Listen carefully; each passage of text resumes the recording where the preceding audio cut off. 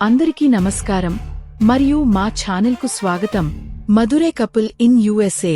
మేము మా 60వ పుట్టినరోజు కోసం ఈ యూరప్ ట్రిప్ను ప్లాన్ చేశాము మరియు పశ్చిమ యూరప్ అంతటా అనేక చిరస్మరణీయ ప్రదేశాలను సందర్శించాము. ఇది నిజంగా అసాధారణమైనది. మేము ఆనందించిన ప్రతిదాన్ని మేము పంచుకుంటాము. వాస్తుశిల్పం, స్థానిక మార్కెట్లు, తోటలు మరియు ఆహార అనుభవాలు, అలాగే మేము కలిసిన స్నేహపూర్వక వ్యక్తులు మరియు ఇష్టమైనవిగా మారిన కొన్ని ఊహించని మలుపులు.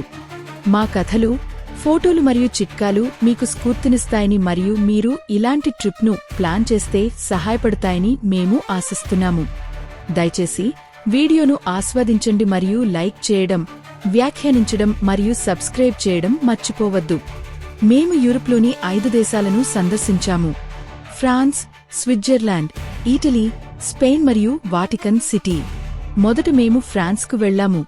అక్కడి నుండి మేము స్విట్జర్లాండ్కు, ఆపై ఇటలీకి ప్రయాణించాము. మేము స్పెయిన్లో కూడా సమయం గడిపాము మరియు వాటికన్ను సందర్శించాము. ఇది పూర్తిగా రోమ్తో చుట్టుముట్టబడిన ఒక చిన్న స్వతంత్ర రాష్ట్రం.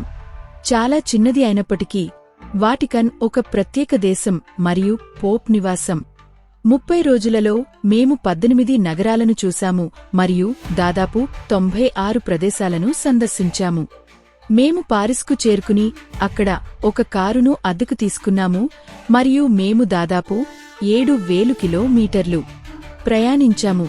అదే విధంగా తిరిగి వచ్చాము.